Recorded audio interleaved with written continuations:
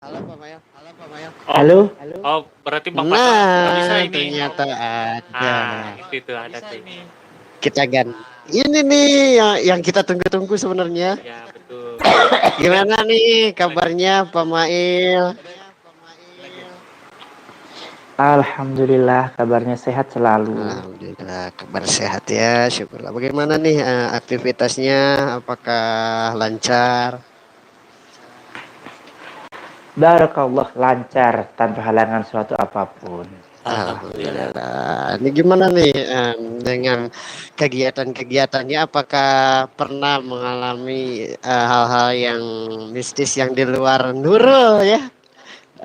Selama menjalankan kegiatannya gitu, apakah pas waktu bekerja kah itu mengalami hal-hal yang ganjal begitu? Ganjil. Oke, jadi Oh ganjil. saya itu sudah mengalami hal-hal yang sifatnya irasional ya. Itu semenjak kecil sebetulnya. Nah, kebetulan saya ini kan tinggal di kampung yang juga masih banyak pepohonan seperti itu. Yang juga tidak menutup kemungkinan menjadi sarangnya makhluk astral ya, katakanlah dalam hal ini genderuwo seperti itu. Wih mantap mantap. Berarti Ya, ya, ya. itu semacam-macam pohon-pohon yang mungkin udah berumur puluhan bahkan ratusan tahun mungkin ya Iya. Pamel ya. Ya kalau sampai ratusan sih kayaknya enggak, kalau puluhan itu iya. Bahkan konon ceritanya dulu sewaktu saya ini belum lahir, di depan rumah itu ditanami pohon sawo dulu. Tanami sawo ya. Oh Di iya pohon iya dan sawonya itu ada genderuwonya begitu. iya iya iya, iya. Tapi itu Cuman yang ditakuti pohonnya itu ibu tapi itu teman saya. mengalami sendiri kah itu Pamel pas waktu masih Nah, ada pohon sawahnya atau gimana? kebetulan ketika saya ini sudah lahir, itu pohonnya sudah ditebang untuk rumah kakak. Oh iya iya iya iya, iya. Saya nggak menemui untuk pohon sawonya itu. Nggak Tapi itu ngalami pas itu. sudah dibangun, apakah ada hal-hal yang tersisa gitu dari pohon tersebut gitu kan biasanya kan jika pohon Untuk itu ditebang. oh enggak untuk di area itu enggak. Hanya memang di dekat bekas pohon itu ada kehalang jalan raya kan ya. Di seberangnya itu ada tuh dibangun rukem namanya. Rukem itu adalah kependekan dari rukun kematian. Di situ ada bangunan seperti itu, tempat menyimpan alat-alat untuk pemulasaraan jenazah. Ada keranda dan lain-lain seperti itu. Itu ada. Nah, di situ konon sebelum dibangun itu kan ini tanaman bambu yang rimbun begitu. Atau kalau kami orang Jawa Timur tuh menyebutnya sebagai pring-pringan seperti itu. Oh, oke. Pring itu bambu karena jumlahnya banyak disebutnya pring-pringan. Seperti itu. Nah di situ Iya, dulu iya. sebelum itu dibangun juga sering muncul ada pocong, ada apa seperti itu. Nah Wih, ketika itu tempat dibangun sebagai ini tempat penyimpanan alat-alat untuk merawat jenazah itu masih tetap ada. Kadang ada suara apa?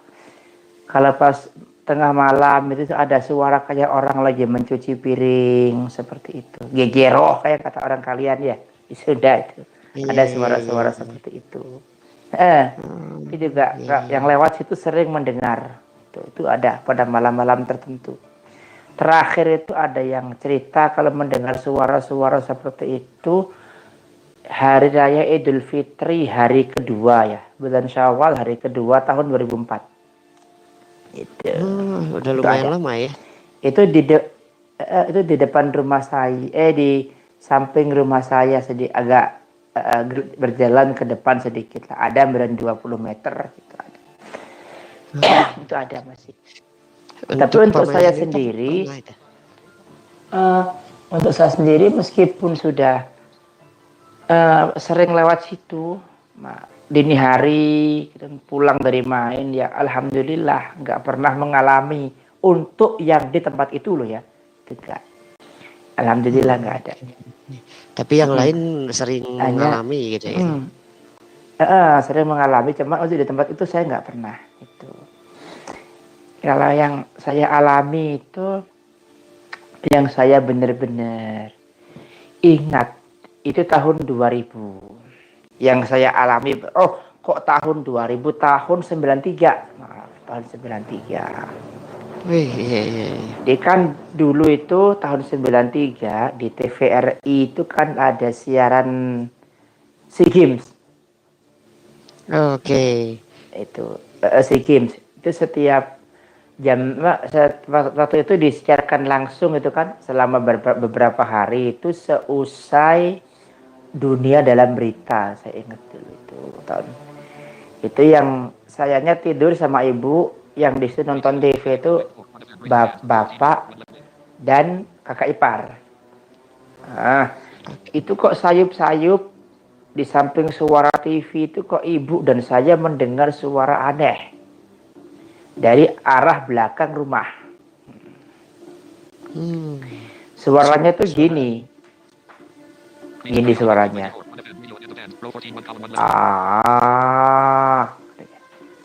Merinding saya. Gitu. Seperti suaranya. Ya ada jedanya lah sedikit gitu kan, barang setengah menit. Habis itu muncul lagi. Gitu. Itu yang dengar saya dan ibu. Tapi anehnya yang lagi nonton SEA Games itu dulu bapak dan kakak ipar nggak dengar. Sampai dibilang, bapak coba kecilkan tuh TV-nya pak, dengar suara apa itu. Hilang suaranya.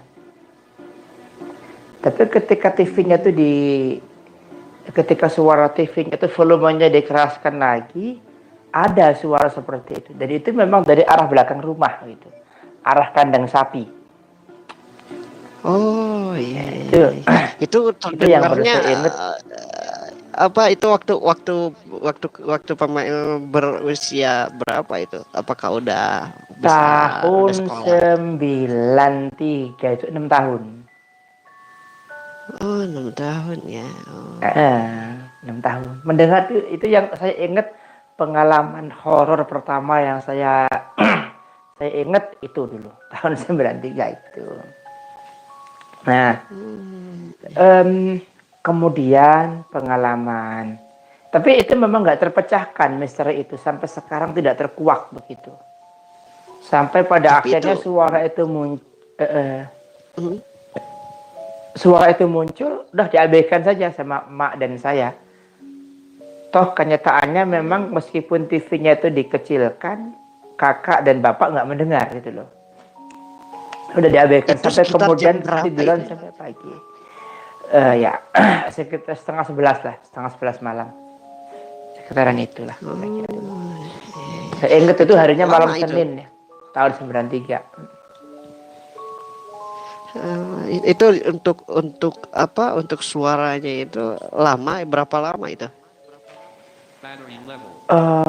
Saya kan ketiduran ya akhirnya. Saya nggak tahu sampai kapan itu suaranya itu muncul. Cuman yang pasti saya bangun lagi itu kan acaranya sudah nggak di TV, itu udah selesai. Kakak dan bapak udah tidur. Dan malam-malam selanjutnya pun aman. Itu. Oh cuman waktu itu aja gitu. Hanya pas malam itu saja. Terus kemudian saya alami lagi suara seperti itu tahun 2002.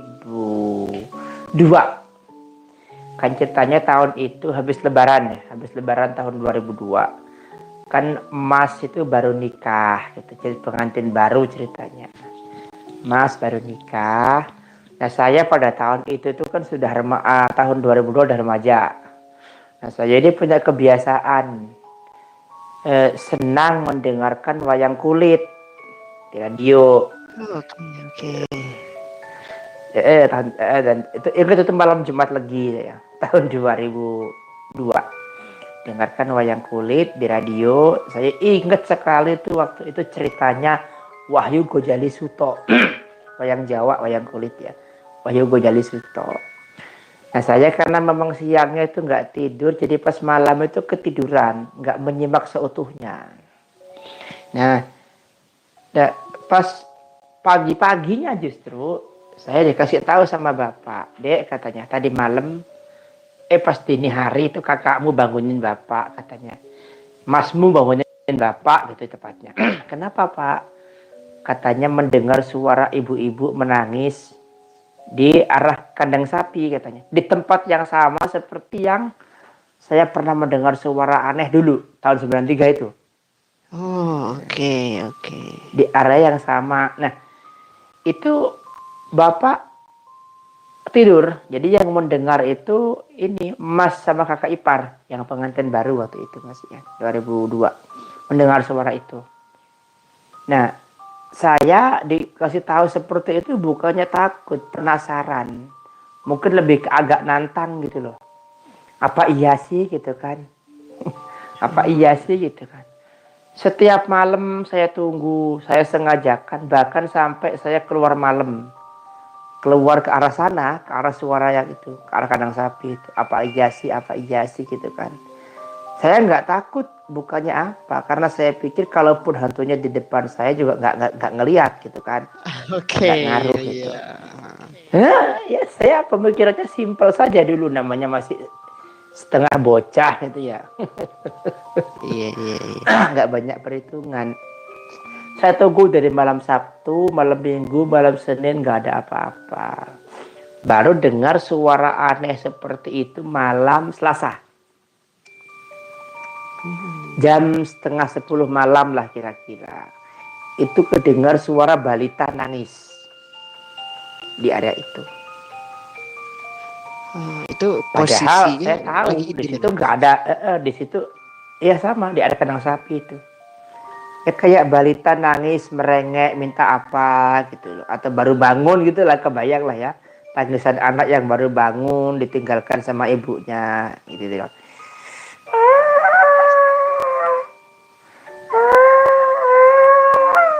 Gitulah itu. Oke. Ya.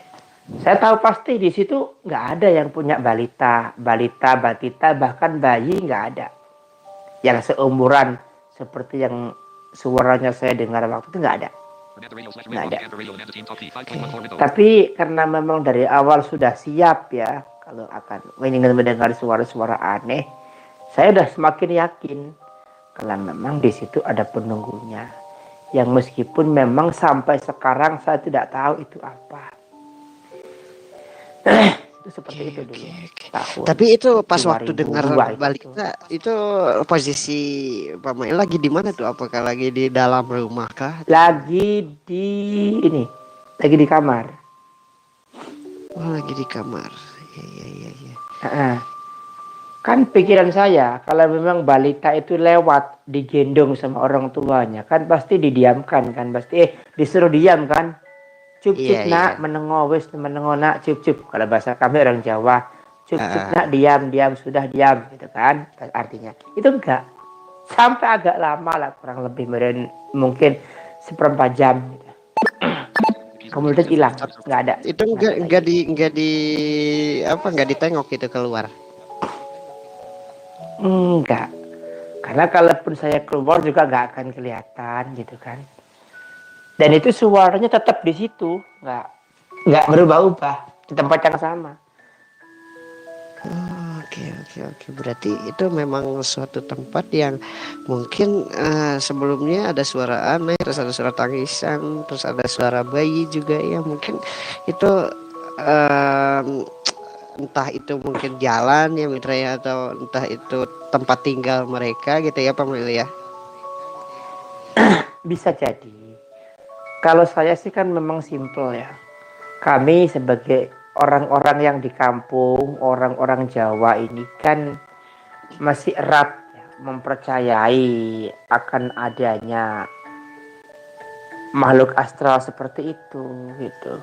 Bahkan sebagian orang sebagian orang itu di kampung kami itu kalau misalkan ketemu sama hal-hal yang di luar nalar yang memang mengarahnya ke misteri, itu kalau orang-orang yang memang pemikirannya sudah matang istilahnya ya, nggak labil, itu pasti bilang begini, pasti bilang, he bareng alusan, ojo ganggu, ojo ngeridu karo aku, rewang ngono aku nyambut gawe. Artinya, wahai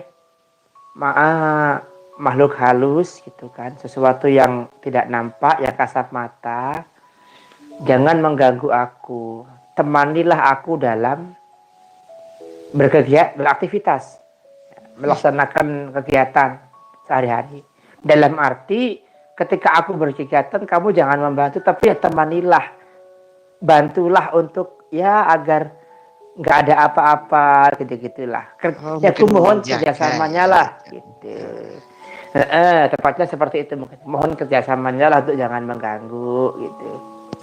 Jadi sama dengan kalau kita ini pulang berjualan, tiba-tiba kok ketemu sama preman pasar misalnya. Waduh, ini mas, ini saya lagi kerja, jangan diganggu ya, punten, izin, gitu-gitulah intinya. Jadi lebih menganggap bahwasannya mereka makhluk yang tidak nampak itu juga podo-podo titahing pangeran, sama-sama ciptaan Tuhan gitu loh. Yang itu juga diposisikan sebagai ya sama-sama ciptaan Tuhan. Dikultuskan jangan karena memang bukan Allah gitu kan. Tapi ditantang juga nggak usah gitu loh. Iya, pemahaman seperti ini yang memang unik.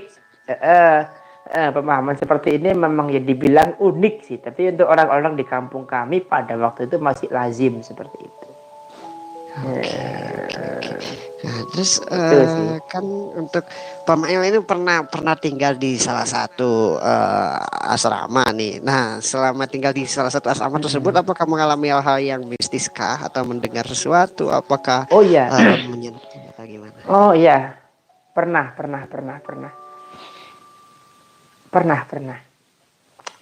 Tahun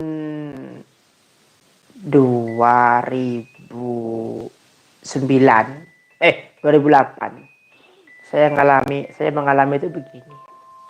Kan lazim kan kalau di asrama tunanetra itu pasti setiap malam itu kan teman-teman pada naman, itu istilah di Jawa ya, naman itu artinya apel dengan pacar masing-masing di taman gitu loh. Makanya disebutnya naman. Itu di Jawa tuh disebutnya naman. Apel dengan pacar masing-masing di taman. Nah, saya meskipun nggak ada pacar karena nggak ingin kalah sama teman-teman, ikut nimbrung di situ. Meskipun jadi ON, obat nyamuk. Iya, itu. Nah, saya ingat itu hanya malam minggu, pertengahan tahun. Pulang karena memang saya belum sholat isya ya, habis makan malam saya langsung ikut-ikutan itu teman-teman untuk naman tadi itu. Saya sholat isya dapat 2 rakaat. Kok teman-teman saya itu banyak heboh di luar kamar itu. Katanya, taruhlah itu si Mbah Nur kesurupan katanya. Mbah Nur itu teman kami yang panggilannya itu Mbah Nur, padahal masih muda, cuma dipanggil Mbah itu. Namanya Mbah Nur. Mbah Nur kesurupan. Ya saya sholat, ya saya selesaikan sih, meskipun juga sudah mulai nggak fokus ya. Emang kenapa dia kok kesurupan? Nah, ketika saya habis sholat, ternyata memang ada teman saya yang kesurupan di asrama tetangga di situ, asrama sebelah. Ya inisial, ya sebut saja Fulan gitu ya. Ya, si Fulan ini kesurupan. Dia teriak-teriak seperti dipegangi sama teman-teman sesama penghuni asrama di situ. Susah. Bener-bener tenaganya kuat sekali. Sambil meraung-raung. Gitu-gitu. Nah, mungkin kalau teman-teman pendengar radio Ananda ini dulu ya, masih ngalami zamannya film Mak Lampir di TV swasta itu kan, suara gerandongnya inget kan ya? Oke, ya. yang suaranya itu diisi oleh Mas Muhammad Nur Bonar Ya, gandongnya itu. ya, Nah, ya. sama seperti itu, suaranya persis itu. Sama seperti itu. Itu di apa enggak ini sampai kemudian pembimbing asrama itu dipanggil guru agama, dibacakan ayat-ayat suci Al-Qur'an. Hilang. Tapi nggak lama kemudian setelah nggak dibacakan ayat-ayat suci lagi, kami mulai mengobrol, nggak fokus ke si korban kesurupan, si Fulan ini kena lagi. Terus sampai malam nggak bisa benar-benar sembuh gitu loh. Nah, hanya fakta uniknya begini dulu. Adiknya si Fulan ini, dia itu nangis sambil bilang begini sama mamahnya.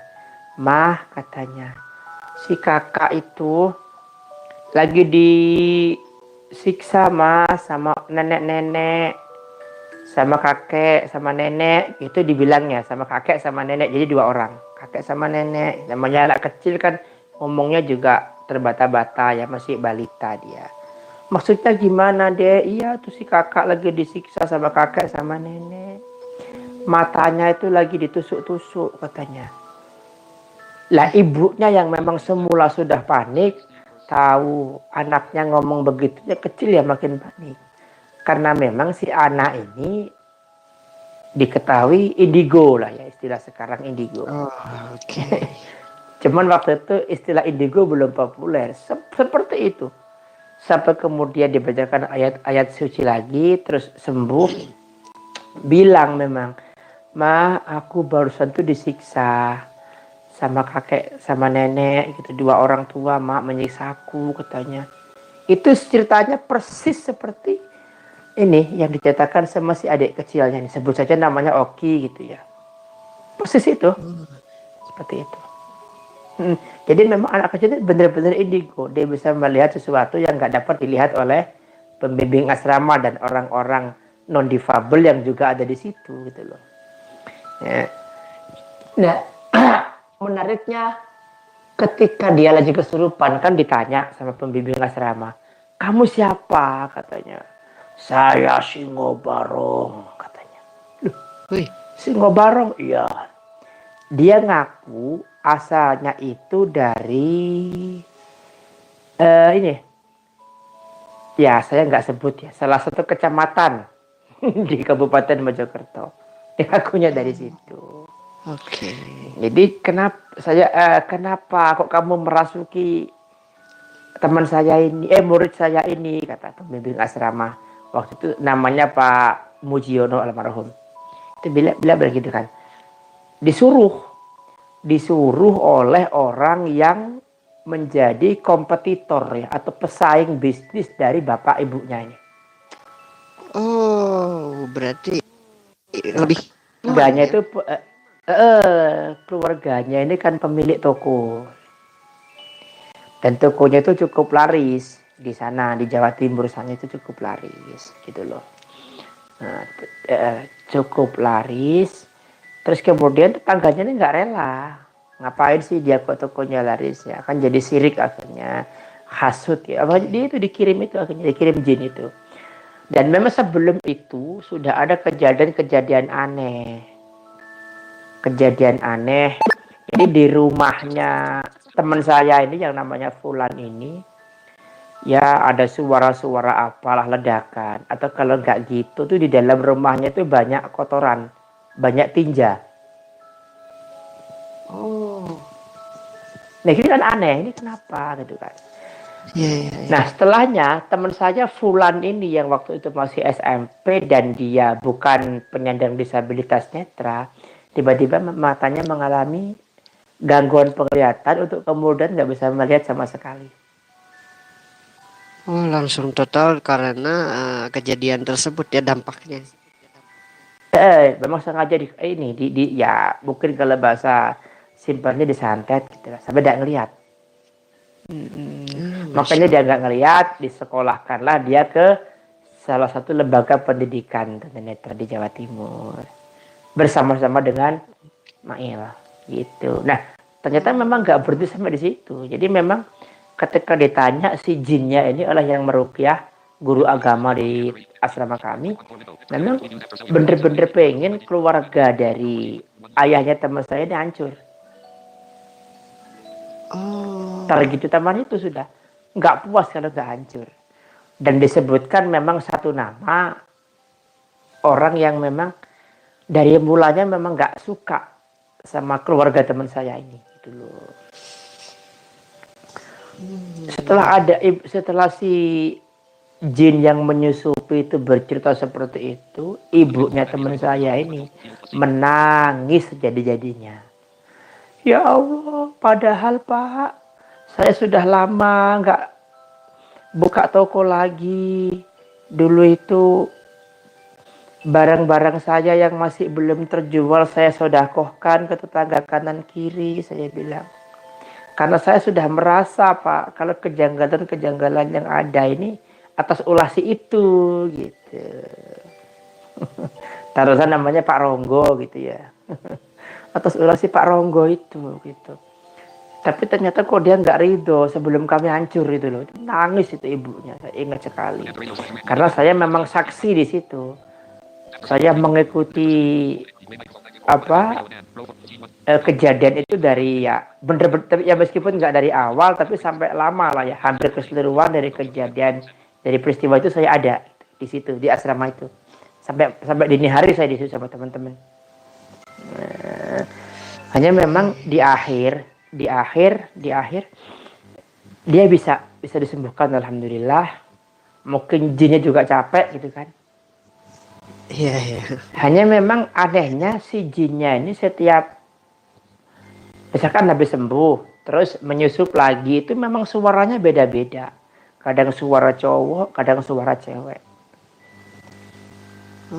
Mungkin bukan hanya satu ya yang masuknya ya. Betul. Nah, guru agama kami, Pak Ustadz Mujiono itu menekankan Bapak Ibu jangan mudah terprovokasi sama yang begini.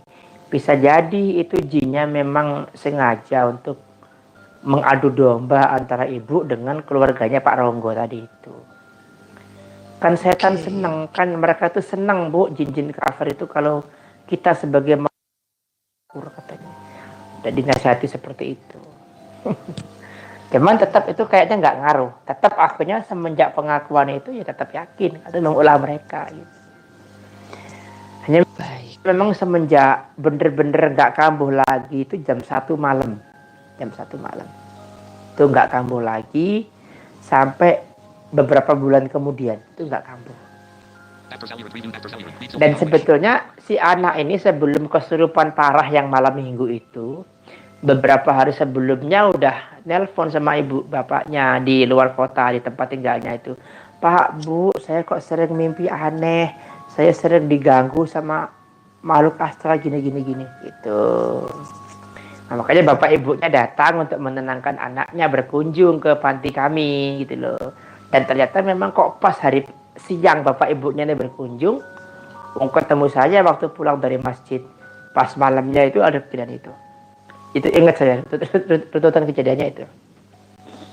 Oke. Nah, baru kambuh lagi itu beberapa bulan kemudian saya ingat itu habis ada pengajian di masjid MC-nya saya ya. Saya ingat sekali sore ada kejadian itu. Cuman waktu kambuhnya itu cuma sebentar dan saya nggak ada di situ. Terus didatangkan peruqyah lain dari luar panti lah, bukan orang panti begitu. Terus jinnya bisa diusir. Dan singkat cerita yang saya dengar akhir perjalanannya itu si keluarga yang menteror ini yang mengirimkan jin ini tumpas lah istilahnya gitu. Orang-orang yang menteror keluarga teman saya ini mati.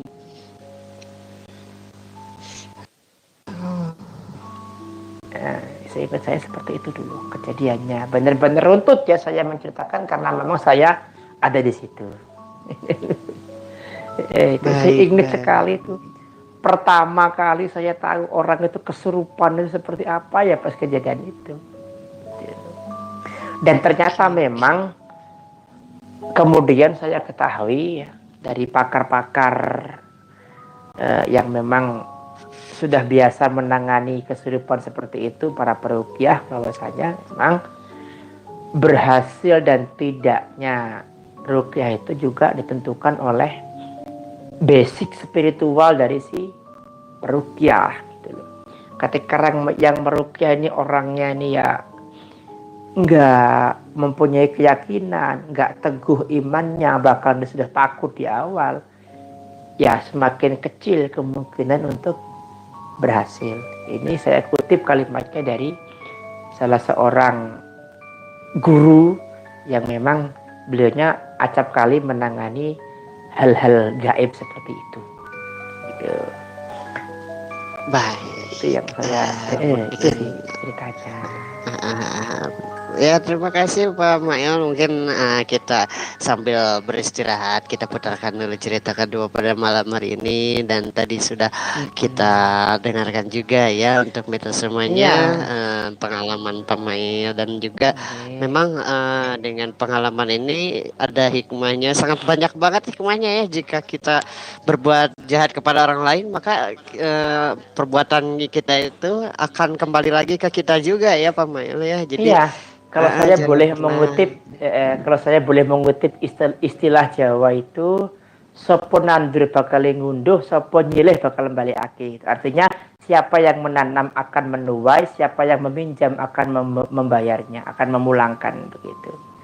Itu kaitannya dengan kalau di agama kita itu barang siapa yang melakukan satu amal meskipun sebiji zarah tetap akan ada balasannya. Itulah intinya.